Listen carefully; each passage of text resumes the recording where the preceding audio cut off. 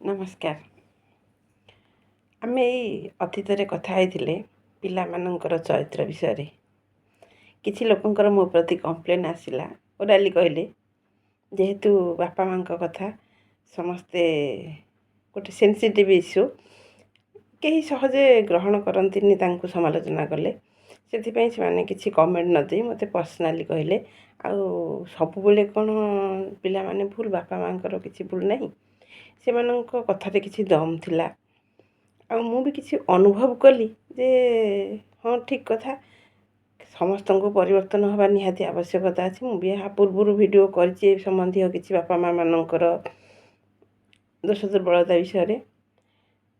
ତଥାପି ଯେମିତି ଚରିତ୍ରମାନଙ୍କ ବିଷୟରେ କହିଲି, 5 ମନ 25 ପ୍ରକୃତି, ସେହିପରି ବାପା ମାଆମାନଙ୍କ ଭିତରେ ବି ଟାଇମ୍ ଟୁ ଟାଇମ୍ ତାଙ୍କର ସେମାନେ ବି ବିଭିନ୍ନ ଚରିତ୍ରର ହେଇଥାନ୍ତି। ତ ସେମାନଙ୍କ ଭିତରେ ବି କିଛି ପରିବର୍ତ୍ତନର ଆବଶ୍ୟକତା ଅଛି। ଆମେ ଯଦି ସମାଜକୁ ଶୃଙ୍ଖଳିତ କରିବା, ତାହେଲେ ଆମେ ବି ଏଇଟା ମାନିବାକୁ ପଡ଼ିବ ଯେ ଗୋଟେ ହାତରେ ତାଳି ବାଜେନି। ତେଣୁ କିଛି କିଛି ସମସ୍ତଙ୍କ ପାଖରେ ଦୋଷ ଦୁର୍ବଳତା ଥାଏ।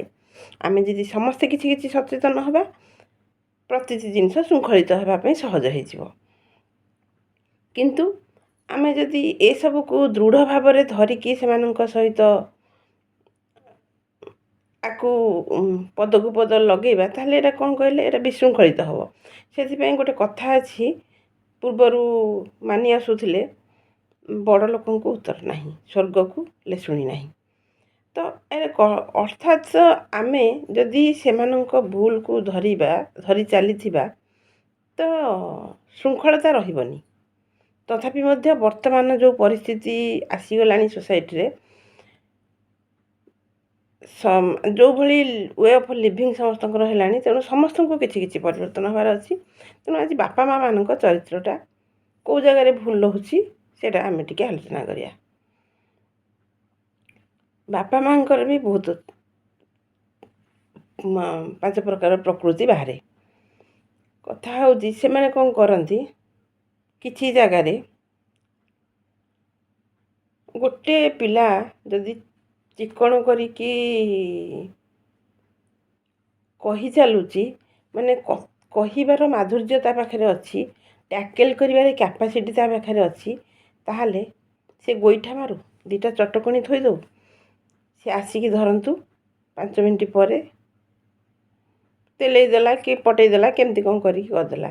ତ ବାପା ମାଆ ସେଥିରେ ମୋଲ୍ଡ ହେଇଯାଆନ୍ତି। ହେଲା ବେଳକୁ ସେ ପିଲାଟିର ସେ ପ୍ରକୃତିଟା ବଢ଼ିଲା, ଆଉ ବାପା ମାଆମାନେ ବି ସେଇଆକୁ କମ୍ପ୍ରମାଇଜ୍ କରି ଚାଲିଲେ, ଯେଉଁଟାକି ଅନ୍ୟ ପିଲାଙ୍କର ସେଇଟା ଦୃଷ୍ଟିକଟୁ ହେଉଛି।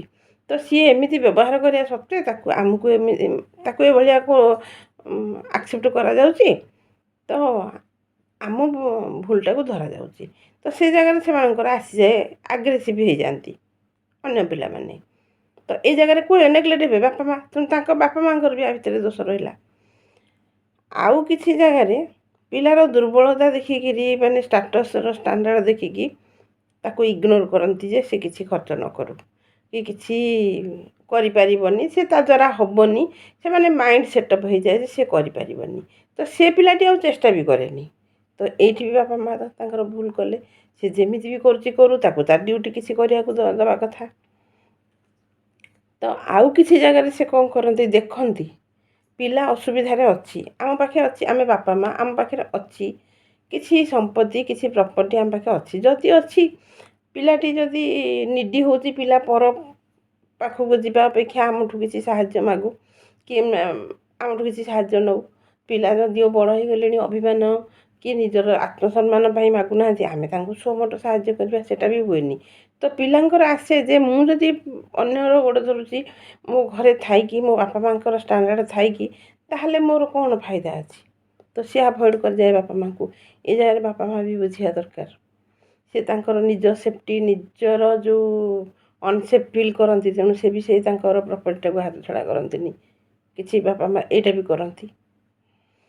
ଆଉ କିଛି ବାପା ମାଆ କ'ଣ କରନ୍ତି, ଯେତେବେଳେ ତାଙ୍କର ଆବଶ୍ୟକତା ଗୁଡ଼ା ଆଉ ଗୋଟେ ପିଲା ପାଖରେ ଫୁଲଫିଲ୍ ହେଇଯାଉଛି, ସେମାନେ ମାନେ କିଛି ଅସୁବିଧା ହେଉନି ତାଙ୍କର, ତେଣୁ ଆଉ ଯିଏ ରେଷ୍ଟ ପିଲା ରହିଗଲେ, ସେ ତାଙ୍କ ପାଖରେ ଆଉ ଦୋଷ ଦୁର୍ବଳତା ଧରିପାରନ୍ତିନି, କାରଣ ତାଙ୍କର ହୁଏନି ଅସୁବିଧା, ତ ସେ ଆଉ ବୁଝିପାରନ୍ତିନି। କିନ୍ତୁ ଯେଉଁ ମଣିଷଟି କଷ୍ଟ କରି ସବୁ ଜିନିଷ କରେ ସିଏ କ'ଣ ଭାରେ ଧୁଆମୂଳା ଅଧୁଆମୂଳା ସବୁ ସମାନ, ଆମେ ଯେଉଁ କୁହେ କଥାରେ, ତା'ମାନେ କ'ଣ ସେମାନଙ୍କ ସହିତ ସେମିତି ଟ୍ରିଟ୍ କରାଯାଏ, ତ ତାଙ୍କ ଭୁଲଟା ତାଙ୍କୁ କୁହାଯାଏନି। ତ ସେ ଜାଗାରେ ଯେଉଁ ପିଲାଟି କରୁଥିବ ସେ ନିଶ୍ଚିତ ଭାବରେ ଜେଲସ୍ ହେବ, ନିଶ୍ଚିତ ଭାବରେ ତା'ର କ୍ରୋଧ ଆସିବ, ନିଶ୍ଚିତ ଭାବରେ ସେ ସେଠୁ ଭାବିବ କି ଯେ ମୁଁ ତାହେଲେ କାହିଁ କରିବି, ଯଦି ନ କରିକି ସେମାନେ ସେଇଆ ମୁଁ କାହିଁ କରିବି, ଏ ମାନସିକତା ବି ତା ପାଖରେ ଆସିବ, ଯେଉଁଥିପାଇଁ କି ବାପା ମା' ଦାୟୀ ହେଲେ।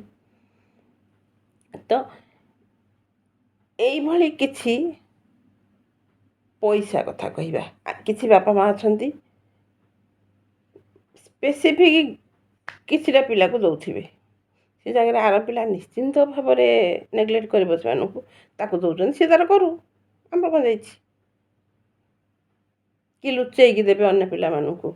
ଏଇ ଜିନିଷଟା ଯଦି ସେମାନେ ଲୁଚିକି ତ ରହିପାରିବନି, ଯେମିତି ବି ହେଉ ଜଣାପଡ଼ିବ।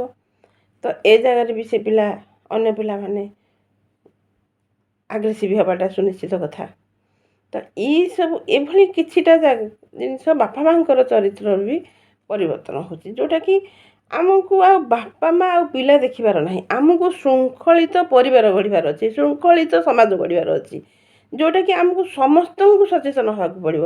ଆମେ କହିପାରିବାନି ଯେ ବାପା ମା' ଭୁଲ ନୁହଁ, କାରଣ ସେମାନେ ବି ମଣିଷ, ସେମାନେ ମଣିଷ, ଏଇ ସୋସାଇଟିରେ ସେମାନେ ବାସ କରୁଛନ୍ତି, ଯେଉଁଟାକି ଆମକୁ ସେମାନେ ମନକୁ ମନ ଭୁଲ ହିଁ ହେବ। ତ ଯିଏ ତ ଯଦି ଭୁଲ ନ କରିକି ରହୁଛି ସେ ତ ସାଧୁସନ୍ଥ ହେଇଥାନ୍ତା ନା, ସେ ସଂସାରରେ ନଥାନ୍ତା। ଯଦି ଗୋଟେ ସାଂସାରିକ ପ୍ରାଣୀ ତାର ତ ଭୁଲ ତା ସାଙ୍ଗରେ ରହିଛି, କିଏ 10% କରୁଛି କିଏ 100% କରୁଛି, ତ ଆମେ ସମସ୍ତେ କିଛି କିଛି ମାତ୍ରାରେ କେଉଁ ଜାଗାରେ ନା କେଉଁ ଜାଗାରେ ଦୋଷୀ ହେଇଯାଉଛେ। ତ ସମସ୍ତେ ଯଦି କିଛି କିଛି ନିଜକୁ ସଚେତନ କରିବା, ନିହାତି ଗୋଟେ ସୁସ୍ଥ ସମାଜ ଆମେ ଗଢ଼ିବାରେ ସାହାଯ୍ୟ କରିପାରିବା।